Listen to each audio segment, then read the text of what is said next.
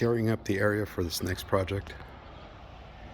Just removing a couple of trees, potted trees. This one and that one there. It's gonna put a simple pergola up here, 4x4. Had to rework some drip irrigation lines that I had for the tree. I had that box tree here. I ran the line along the wall. So what I did was I removed it from the tree, extended it, brought it down for these two plants here. So now those are worked with the irrigation system. I also, the smaller tree was over on this side. And I've got an irrigation line coming from the front yard as well. So I just put a goof plug on it. A goof plug is just this plug here. Essentially it's just like a stopgap. Put it at the end of the line. It does not have a hole in it, so no water will come through there. I don't know if in the future I'm going to be putting anything else potted here, so for the time being I'll just leave that there.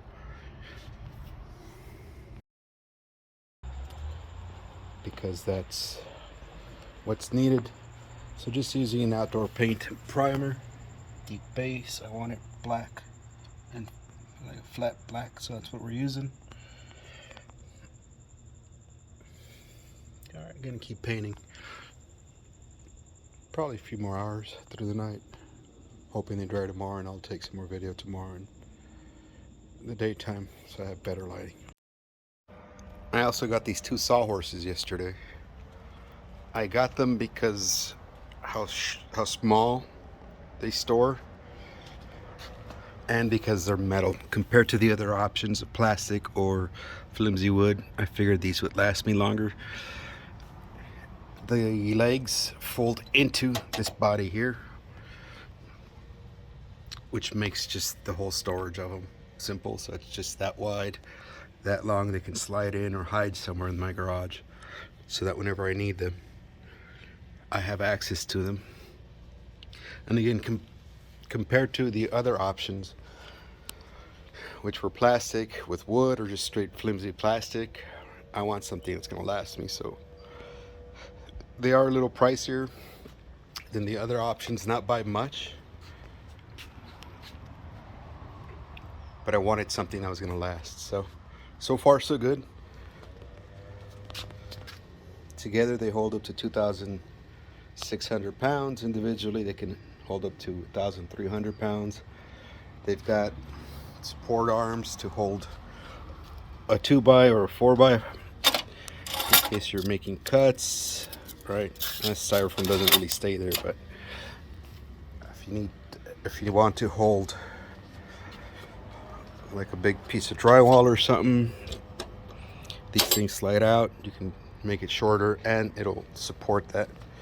Also, these things here pop down so you can stand up your wood, plywood, drywall, whatever it is that you've got that you need to make cuts on. And for the most part I do stuff on my own, so I think this will come in handy. So you got those painted. Need to paint the rest of these tonight. I'm trying to do it in the shade so the paint doesn't dry up on me too fast. It's over 100 degrees during the day, so I'll get to painting some more. We'll take some measurements, and again, this is where they're going to sit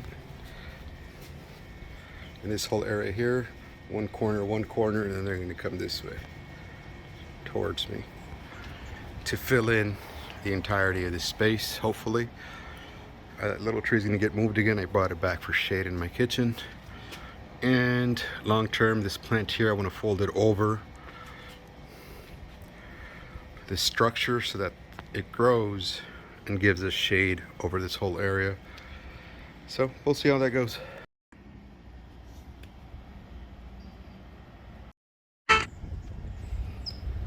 So here we go. We're starting to cut to size. I'm taking this one 4x4 at a time. Mainly because my distances from the right to the left is shorter on that side than it is closer to me here. by about 3 to 4 inches. So what I'm going to do, because I want it to be a nice rectangle, measure my shortest distance and then cut everything to that size and adjust it as needed, either further from that wall, which I think it's what's going to end up happening, or further in towards me from this wall.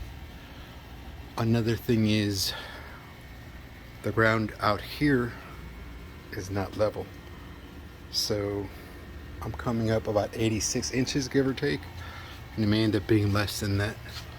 So 86 inches on this side puts me right above that edge there. 86 inches on this side puts me well above that by an inch. And given how tight it's on that side, an inch over here seems like a big difference.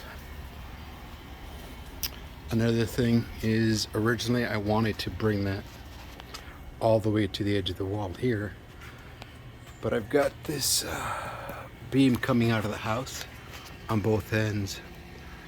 So now the plan was to bring it right inside the beam and work it from there. My problem then becomes the overhang here on the roof, the fascia board. If I bring it flush with this beam here, the fascia board is in the way for my 4x to go across, which is the same problem that I'm having over here. So what I'm doing now is taking my measurements for my cross beam on top, making that cut, and then coming to make sure that it fits the way it should be, that everything is level the way it should be before continuing to make more cuts. If I end up reducing that, it needs to come down by 2 to 3 inches, which won't work, because at 86, it's currently at 86 and a half. I cut it a little long just in case I needed to make corrections. But at 86, I'm right above this corner here. If I bring it down to 80, say I drop the 2 inches, 84, that brings me somewhere here. And I don't think that's going to look too good with it running across that way. However, my wife's got a better eye for this stuff, so I need to run it by her and see what she says. If she wants it flush up against here and needs to come down to clear the fascia board, if she's okay with it being further in, then we can go up to 86, 86 and a half inches and come under the fascia board further away from that beam on either side. So she's not home. Got one end up.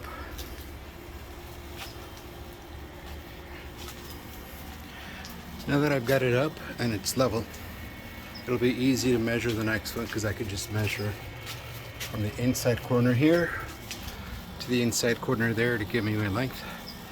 I messed up and didn't take a measurement before I put that up there, but it's not a problem. As you can see, I'm pointing to the corners as far as my measurement, because this 2x only goes up to about there. That's for all of them.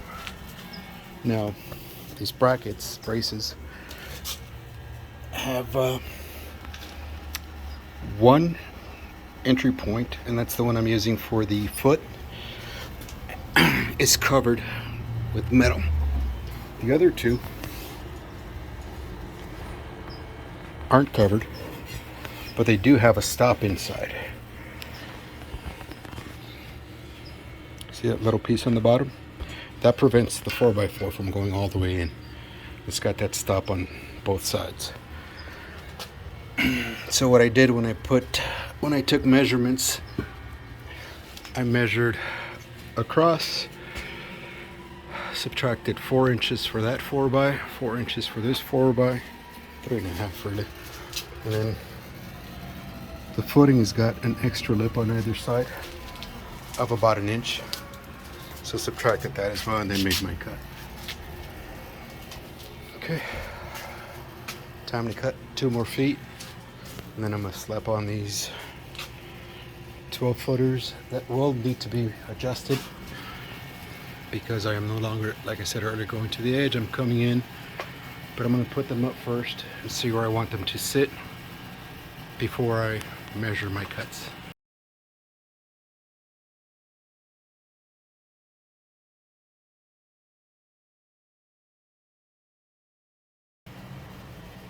So here we are again.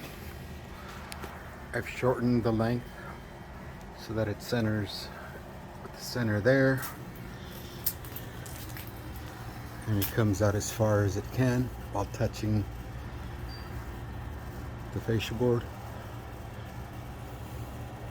However, the adding of the other two posts gets a little complicated in that in order to put these two in, I had to go in at an angle. I might be able to do this long one onto here, but then I have problems with this cross beam here, but we'll see what happens.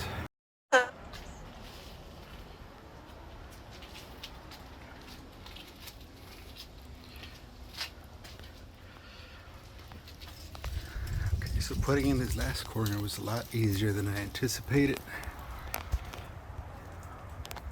I put in the bottom first, then that last beam, the cross beam.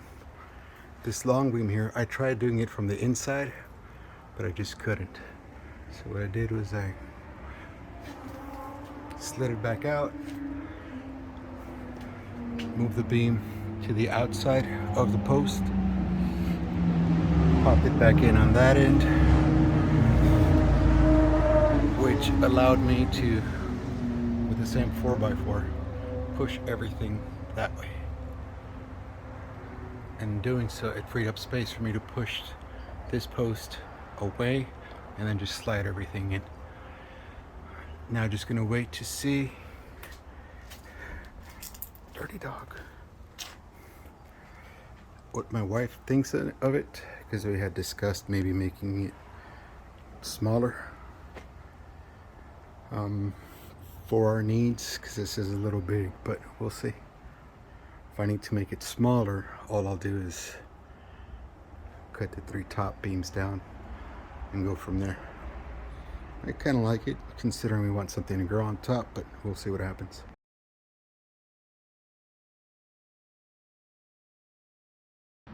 Just making sure things are level, screwing things in. Little damage on this post, it's got to get sanded, maybe filled and repainted. But here we are. Turns out it looks better smaller. By smaller I mean not up against the walls. So that's what we decided to go with. Not all the way against the walls. Because these aren't true 4x4s, they don't fill the entire cavity or the entire hole. So I'm not putting screws everywhere. I still need to screw in this end, that, and those 4, and this side as well. Once that's done, this project is done. Putting in these screws requires me to pre-drill just slightly. So I'm pre-drilling maybe a 1/4 inch just to make sure they go in where I want them. Otherwise, with my new drill, it's difficult. It had been difficult with my old drill, the one that broke. I stopped working, so just a heads up. A little pre-drilling goes a long way.